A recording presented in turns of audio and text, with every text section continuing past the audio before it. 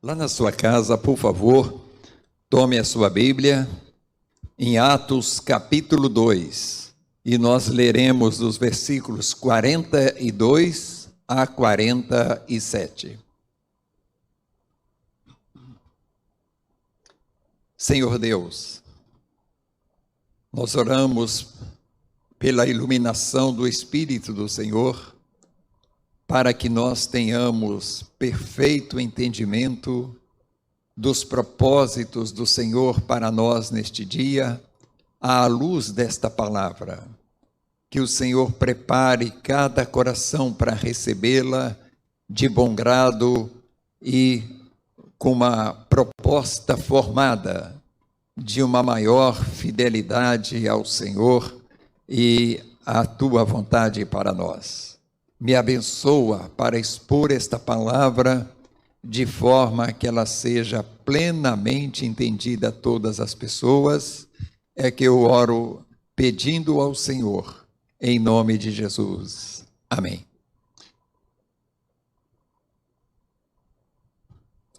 E perseveravam na doutrina dos apóstolos e na comunhão, no partir do pão e nas orações. Em cada alma havia temor, e muito prodígios e sinais eram feitos por intermédio dos apóstolos. Todos os que creram estavam juntos e tinham tudo em comum. Vendiam as suas propriedades e bens, distribuindo o produto entre todos, à medida que alguém tinha necessidade. Diariamente perseveravam unânimes no templo, partiam pão de casa em casa e tomavam as suas refeições com alegria e singeleza de coração. Juntos agora o 47, irmãos. Louvando a Deus e contando com a simpatia de todo o povo.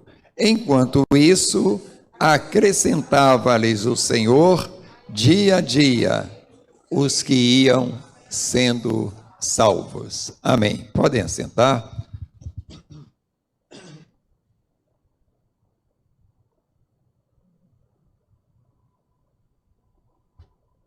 Nós estamos, irmãos, a partir do mês de março. Desculpe aí. Aprendendo juntos sobre a questão do avivamento espiritual. Começamos a primeira exposição no domingo passado sobre o avivamento espiritual. Avivamento espiritual, nós vimos naquele dia, é um processo evolutivo na vida cristã, na vida espiritual, na vida daquelas pessoas que foram nascidos de novo pela sua fé em Cristo Jesus e, consequentemente, justificados do pecado e receberam o poder dos altos ao receber o Espírito Santo de Deus. O avivamento da igreja começou na igreja primitiva. Por isso eu tenho Atos no capítulo 2 e também o capítulo 1 como base para toda essa pregação que Deus está nos conduzindo durante este mês. Vimos naquela ocasião que o avivamento se inicia a partir da conversão, que eu já falei para os irmãos. Mas nós vimos também que o avivamento jamais poderá acontecer sem que haja uma vida espiritual, sem que o homem se converta a Jesus.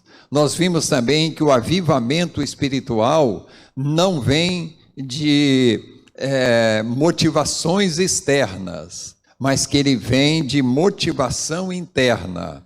E a única motivação interna boa para levar o homem ao avivamento espiritual não é obra nossa, mas é obra do Espírito Santo de Deus nas nossas vidas. Então tudo isso nós já caminhamos vendo, e hoje nós vamos ver as atitudes da igreja primitiva, que certamente nos orientará para que a gente possa, no próximo passo, estar observando se realmente há evidências em nós de que somos avivados espiritualmente.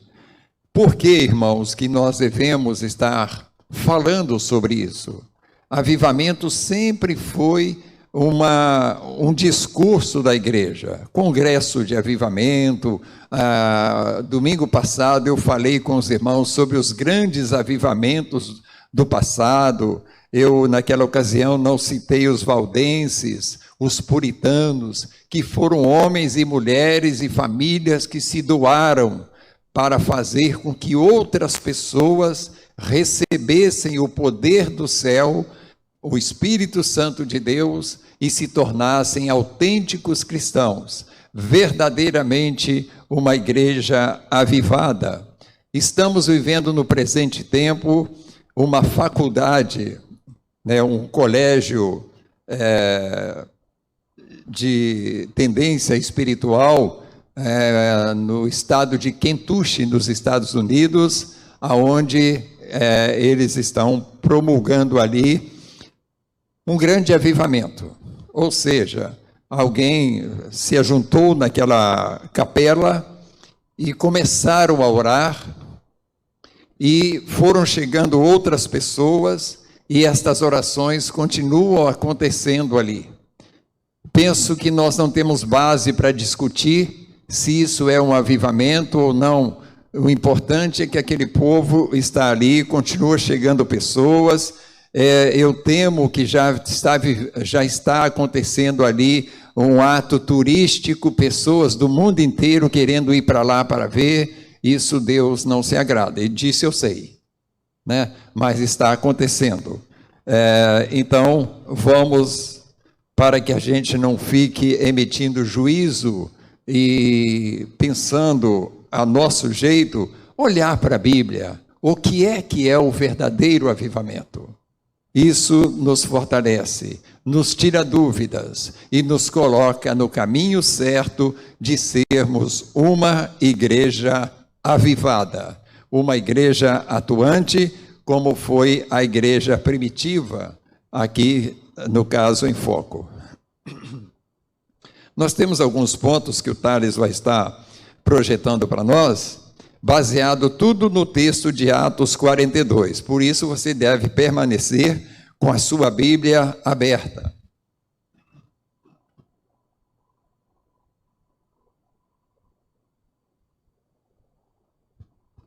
Eu quero ver com os irmãos, em primeiro lugar, que o desenvolvimento, ou seja, o crescimento, a continuidade da melhoria da nossa vida espiritual, que é o avivamento espiritual, o avivamento espiritual é o natural de cada crente, daquele que recebeu o Espírito Santo de Deus. A cada manhã nós precisamos estar mais vivos para Deus e mortos para nós, como vimos domingo passado. O desenvolvimento do avivamento espiritual, ele ocorre mediante a perseverança dos crentes em Jesus. Olha comigo o versículo número 42 do capítulo 2 de Atos, e você vai ver exatamente que aquele povo, inicialmente, os convertidos, que foram batizados, cerca de 3.000 almas, diante do discurso evangelístico de Pedro, perseveravam na doutrina dos apóstolos. O que é isso, perseverar na doutrina dos apóstolos? É estar firmado em Jesus, porque Jesus é quem ditou a doutrina que os apóstolos haveriam de escrever para que os seus seguidores praticassem. Então, a proporção, meus irmãos, que nós estejamos firmes na doutrina dos apóstolos, no que foi escrito, no que está escrito, no que será válido enquanto existir a terra, nós precisamos perseverar nisso. Não há outro evangelho. Outro evangelho a própria Bíblia classifica como anátema, como maldição. Então esse é o evangelho que nós precisamos perseverar. O que é perseverar? Todos nós sabemos. É não abrir mão. É sermos definidos em seguir as santas leis que Deus determinou para a sua igreja. Nós vivemos o período da modernidade, da pós-modernidade, da pós-pós-modernidade, da era eletrônica, da era da mídia. Mas a Bíblia é a palavra de Deus, eterna, perfeita e para sempre lei para todos os convertidos. Nisso nós temos que perseverar, porque aí nós estamos firmados em Cristo Jesus. Então isso é um caminho para o avivamento. Mas olhando para o verso 42 ainda, nós observamos outra orientação do texto, além de perseverar na doutrina dos apóstolos, e na comunhão e no partir do pão. Isso quer dizer o quê, irmãos? Na comunhão, o quê? Na comunhão com Deus. Todos os crentes que formam o corpo de Cristo precisa estar em comunhão com Deus e precisa estar em comunhão entre si. Se nós não estivermos em comunhão entre nós, não estaremos certamente em comunhão com Deus. Os irmãos concordam com amém? Não? Como é que eu vou ter comunhão com meu Deus se eu não tenho comunhão com o Robson ou com o Gabriel? Não há possibilidade. Então nós temos que cultivar, trabalhar na nossa vida a nossa comunhão a Deus, na nossa comum fé em Cristo Jesus, na nossa comunhão de seguir as mesmas regras doutrinárias. Uma igreja partida doutrinariamente, onde um pensa de uma forma, outro pensa da outra, um opta de ser de Paulo, outro de Apolo, não, eu sou de Jesus. Isso não é comunhão, isso é cisão. E não há comunhão com Deus dessa forma, porque Deus vai olhar para o seu corpo e ver um corpo partido, separado, com diferenças, falando, não edificando-se mutuamente. Os dons do Espírito Santo de Deus se manifesta para que nós edifiquemos-nos uns aos outros. Não é isso que diz a Bíblia, irmãos? Então, é ou não é, meus irmãos? É, isso. Então, como é que pode acontecer uma comunhão com Deus, se o dom do Espírito Santo de Deus, meu, não é para edificar o irmão? E vice-versa.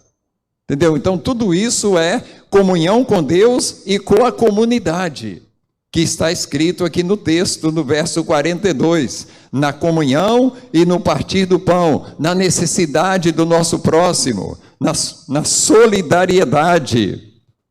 O que é solidariedade? É a obrigação de assumirmos o que devemos uns aos outros. Os irmãos sabiam que eu sou devedor de todos vocês? E vocês são todos devedores de mim? Alguém vai assustar. Não, nunca comprei nada do pastor. Não, eu não estou falando de comprar. Olhe aí no texto de Romanos 13:8, por favor. Logo à frente aí o Thales vai estar projetando para nós. Romanos capítulo 13, versículo 8.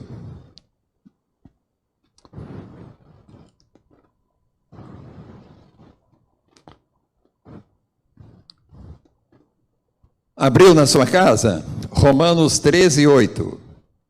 Diz isso que eu estou falando para os irmãos. A ninguém fiqueis devendo coisa alguma, exceto, o que está escrito aí? O amor com que vos ameis uns aos outros, pois quem ama o próximo tem cumprido a lei. Somos ou não somos devedores, irmãos? Diariamente, eu amanheço devendo a cada um dos irmãos o amor que eu preciso praticar por vocês. E vocês para comigo. E para com os outros, para com todos aí. Isso é comunidade. Isso é solidariedade. Nós somos devedores. E essa dívida aqui, ela é impagável, porque ela se renova a cada manhã. Nesse dia, eu preciso amar mais a minha irmã Leontina, a minha irmã Maria Teobaldo, porque eu devo isso para elas. E a minha igreja, o meu povo, para que vocês também tenham esse sentimento. Então, isso é solidariedade que aquela igreja vivia. Então, o que mais nos fala o versículo 42 do capítulo 2, como orientação de Deus? Vamos lá.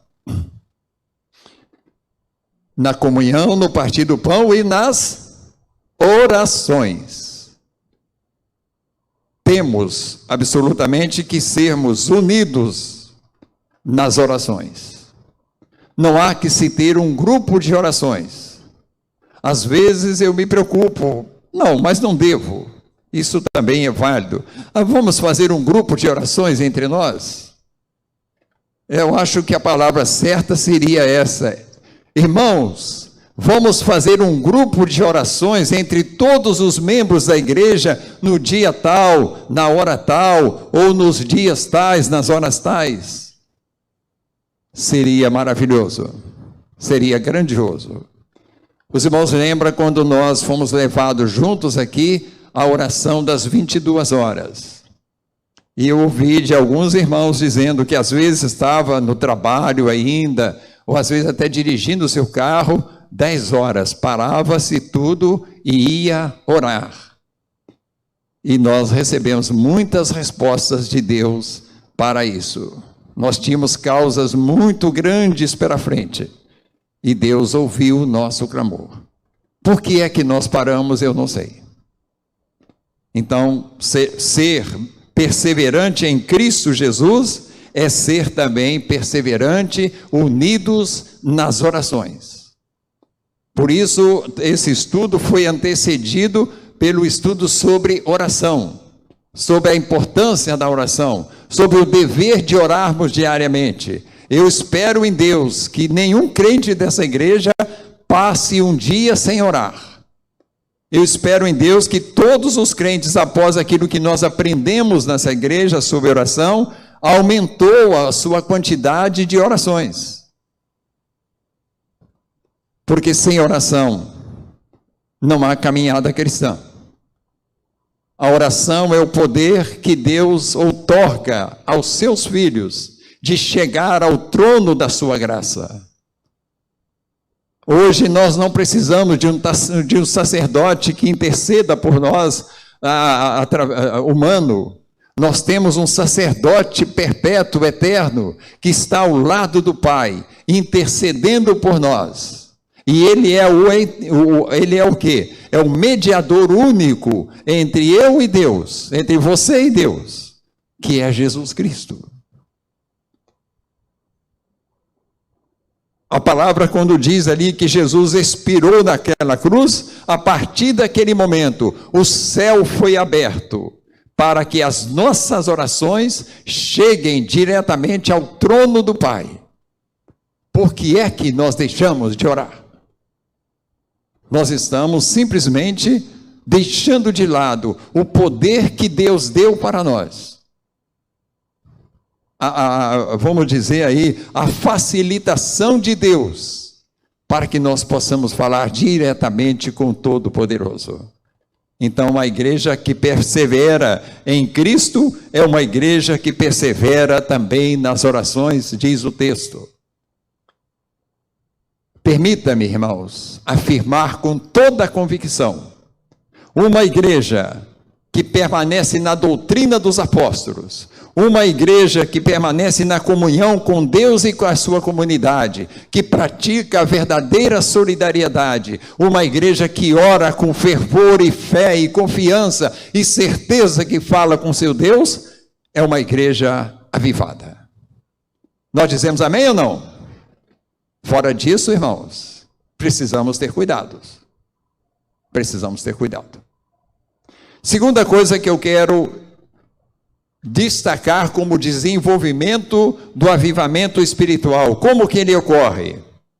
Versículo 43 do capítulo 2 de Atos.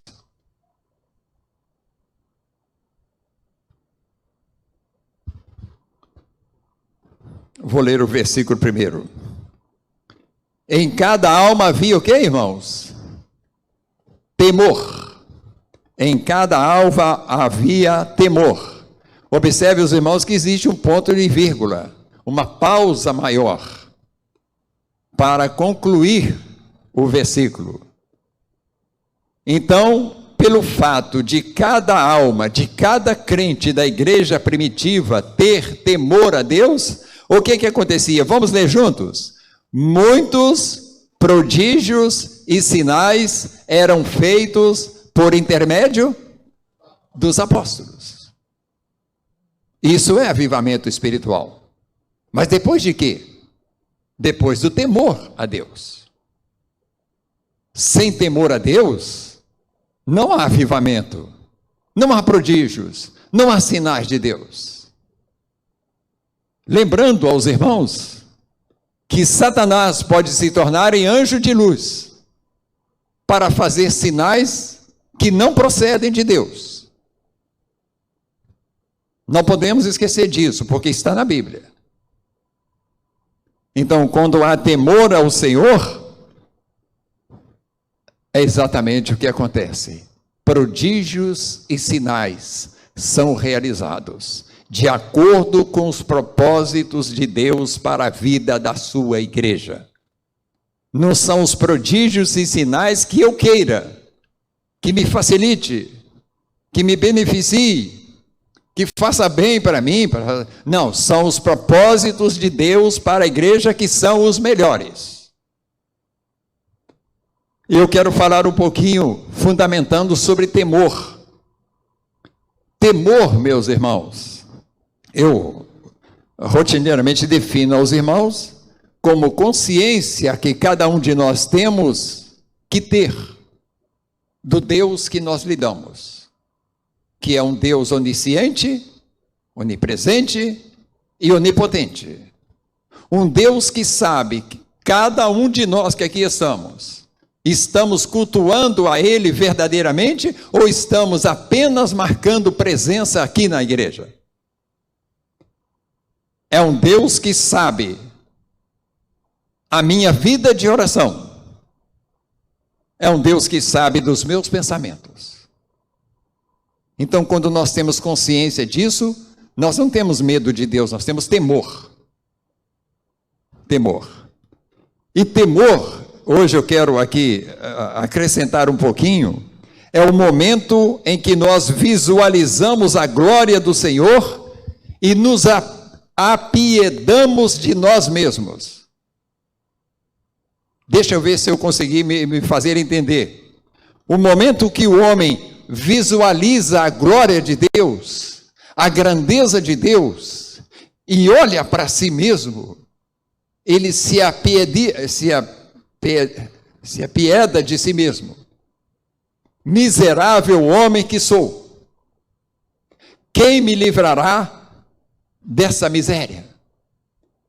Graças a Deus que por Cristo Jesus nós somos libertos das nossas misérias. Eu quero ilustrar aqui, irmão Thales, com Isaías capítulo 6, de 1 a 6, que é uma perfeita descrição do temor a Deus. Vamos abrir aí lá na sua casa, se você quiser abrir também aqui, eu acho válido, Isaías capítulo 6.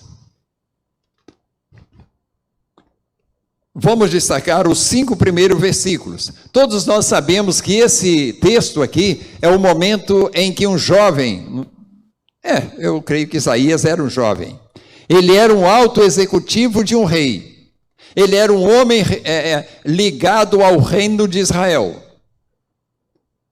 e aquela ligação o prendia, de certa forma, a cumprir-se o propósito que Deus tinha para Isaías. Então, o que fez Deus? Tirou aquele rei que pregava Isaías. E aí aconteceu o seu encontro verdadeiro com Deus. Os 5 primeiros versículos, nós vamos ver aqui o que é o verdadeiro temor. 6 de 1 a 5. Visualizar a glória do Senhor e se apiedar de si mesmo. No ano da morte do rei Uzias, ao qual me referi, eu vi o Senhor assentado sobre um alto e sublime trono, e as abas de suas vestes enchiam o templo. Serafins estavam por cima dele, cada um tinha 6 asas, com 2 cobria o rosto, com 2 cobria seus pés, e com 2 voava. E clamavam uns para os outros, dizendo, nós cantamos hoje bonito, né, Robson, esse hino? Santo, Santo, Santo é quem, meus irmãos? O Senhor dos exércitos. Toda a terra está cheia da sua glória. As bases do limiar se moveram à voz do que clamava, e a casa se encheu de fumaça. Vamos ler juntos 5?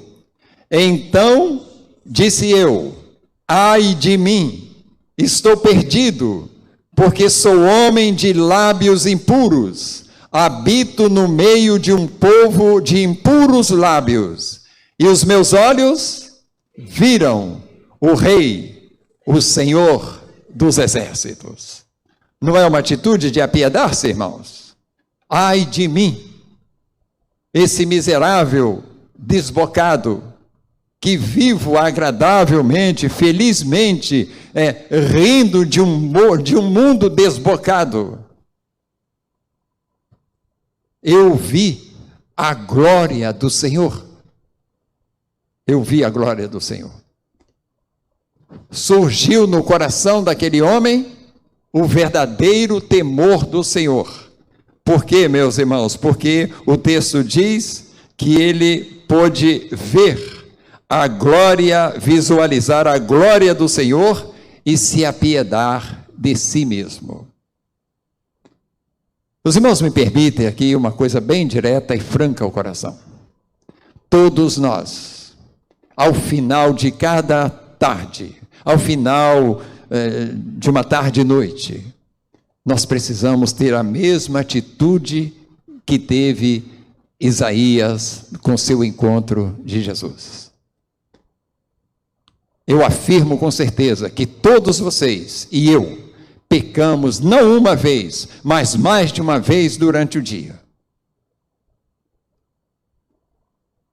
Então nós devemos ver com temor a Deus, Senhor, tenha misericórdia de mim, porque eu pequei contra ti, em pensamentos, em sentimentos, em atitudes, em atos, em palavras, em fala desnecessária, em fala não proveitosa, não útil, não edificadora. Senhor, eu achei muito engraçado aquele programa de humor que eu vi, aquela piadazinha que veio na internet, até mesmo lá no momento lá, usando o nome de Deus, eu ri. Isso é falta de temor a Deus, tá, meus irmãos? Isso é falta de temor. Mas Isaías continua nos ensinando sobre o temor, a partir do versículo 6 até 8, quando ele pôde visualizar o perdão de Deus. Quando Isaías lá profeticamente visualizou a cruz de Jesus e descreveu isso de forma profética para todos nós. Olha comigo o versículo 6 a 8, por favor, aí no seu texto. Então, um dos serafins, lembra que tinha serafins voando sobre a glória de Deus? Um dos serafins voou para mim, trazendo na mão uma brasa viva, que tirara do altar com uma tenaz. Quem conhece tenaz aqui? Isso, só 2, 3, 4, é pega-brasa, viu, irmãos? Isso, lá em Minas se chama pega-brasa. 7. E com a brasa tocou a minha boca e disse: eis que ela tocou os teus lábios, e a tua iniquidade foi tirada, e perdoada o teu pecado. Depois disto, notem os irmãos no texto, depois disto o quê? Que os lábios de Isaías foi tocado pela brasa que tirou o que dele? Os seus pecados. Aí sim, ouvi a voz do Senhor, que dizia: a quem enviarei? E quem há de ir por nós? Disse eu: eis-me aqui, Senhor, envia-me a mim. Eu não estou mais ligado aos reinos deste mundo. A partir deste momento eu estou no teu reino. Eu estou em tuas mãos para se cumprir os teus propósitos na minha vida. Então isso é temor ao Senhor. É temor ao Senhor. Primeiro nós visualizamos a sua glória e depois nós ouvimos a voz do Senhor que diz a cada um de nós qual é o seu propósito para as nossas vidas. Nós fomos salvos por Jesus. Nós recebemos de Deus a fé que nos levou a ser salvos por Jesus. E nós recebemos o poder do alto vir sobre cada um de nós, o seu Espírito Santo, que nos dotou de dons, para que cada um de nós, como vimos hoje aqui em missões, nos disponibilizemos. Eis-me aqui, Senhor, envia-me a mim. O enviar não significa exatamente lá para a África, para a Europa, para enviar aos perdidos. E ao lado da sua casa, ao lado da minha casa, tem muitos perdidos. Ou não, meus irmãos? Pois é, nós somos enviados a Ele. Depois disto, o que é que aconteceu na igreja primitiva? Vamos voltar a Atos 42? Nós estamos no versículo 43, Atos 2, 43.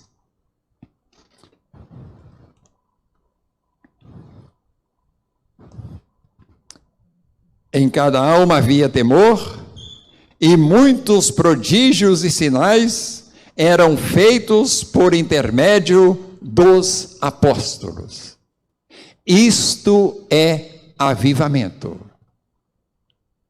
Mas ele não ocorrerá quando a igreja procurar primeiro prodígios, sinais, sem antes se submeter ao temor ao Senhor. Os irmãos entendem assim o texto ou não?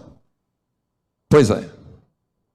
O que está acontecendo muito, irmãos, no mundo, é que as pessoas se aglomeram e vão buscar exatamente um avivamento nessas características. Prodígios e sinais sem temor a Deus. Então observe as igrejas que se denominam, se classificam como avivadas, se estão realmente vivendo esses parâmetros que nós vimos aqui nesses 2 pontos: perseverança em Cristo, na doutrina dos apóstolos, na solidariedade, na comunhão com Deus e no temor a Deus. Se assim for, é uma igreja avivada. Se assim não for, as coisas estão inversas. Nós estamos buscando estímulos, ou seja, buscando avivamento por estímulos externos.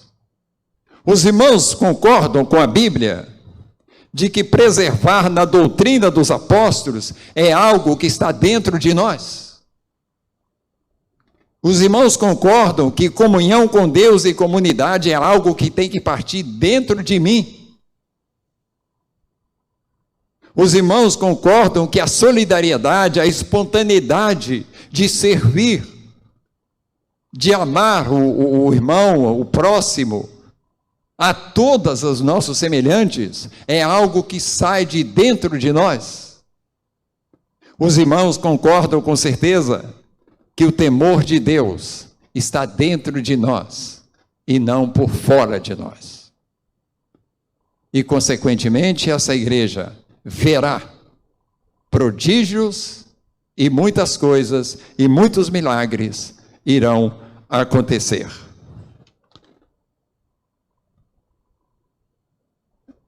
Eu não tenho mais tempo, irmãos. Eu atrasei 5 minutos. E, portanto, eu não vou partir para o próximo ponto, apenas ilustrar para os irmãos. Você projeta para mim, Thales, mas eu não vou dar entrada nele, porque senão nós estaríamos passando da hora e nós, igreja, precisamos, irmãos, estar dimensionando os momentos de que cada um de nós não prejudique o momento seguinte do outro, tá? Isso é ordem e decência no culto. Não é igual a igreja de Corinto, que ninguém olhava para isso. Então, irmãos, o desenvolvimento do avivamento espiritual ocorre em terceiro lugar, mediante a unidade no Espírito Santo. Vou só ler o versículo 44 e 45 para vocês meditarem em casa. Todos os que creram estavam o quê, meus irmãos? Juntos. Juntos? Está projetado. Os irmãos que não leram, que não quis. Todos os que creram estavam juntos e tinham tudo em comum. Vendiam suas propriedades e bens, distribuindo o produto entre todos, à medida que alguém tinha necessidade. Nós vamos entender isso melhor no nosso próximo encontro, domingo, se Deus quiser. Que Deus abençoe os irmãos e que isso esteja bem guardado no nosso coração. O entendimento do desenvolvimento espiritual. Quanto é que eu preciso desenvolver na minha vida para que eu seja um crente avivado? No Espírito Santo de Deus. Não em mim, não nos meus movimentos, não na minha propaganda pessoal. Que eu não seja um crente que me satisfaça. Que eu seja sempre um crente insatisfeito comigo mesmo. Porque em muitas coisas, em todas, eu dependo desse Deus. E assim nós seremos crentes avivados. Deus Todo-Poderoso, recebemos a Tua bendita palavra. Que o Senhor nos abençoe,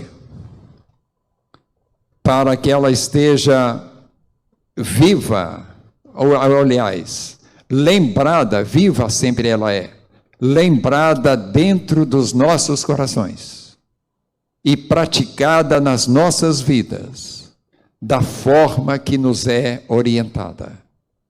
Que o Senhor nos abençoe, para que busquemos todos um desenvolvimento espiritual, diário, contínuo, para que sejamos crentes avivados e, consequentemente, uma igreja avivada.